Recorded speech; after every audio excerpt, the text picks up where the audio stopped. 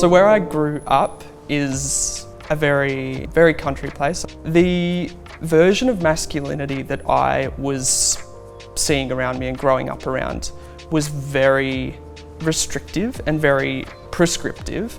I just never really saw very many alternative versions of masculinity that I felt I could aspire to as a person.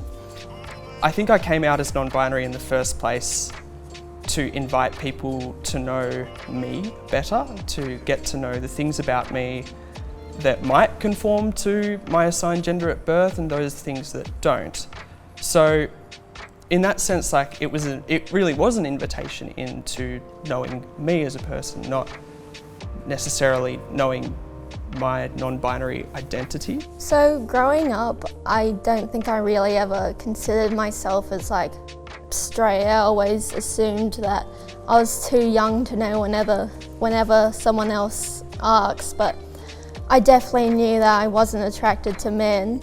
So I thought that must mean I'm not attracted to anyone, because it's drilled into like people's heads how a woman should be. I definitely think the hardest person to come out to is yourself, because it can be hard to sit with those feelings and then all of a sudden you realise you might be different from everyone else, and maybe there's this place, you know, suddenly that you can not fit into anymore. So I think that's why it's so important to find community. So I identify as bisexual, and I've had relationships with both men and women.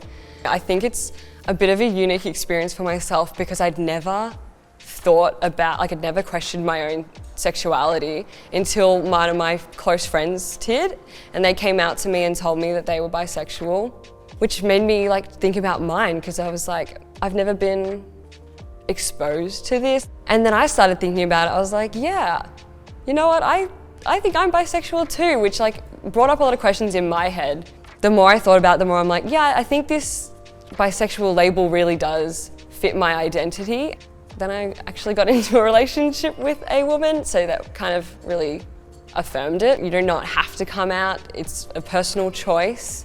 And once you do find that safe space, it can be a community, it can be your family, it could be one single person.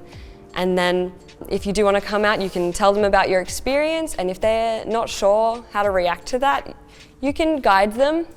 The best part about identities is that you're not just one thing.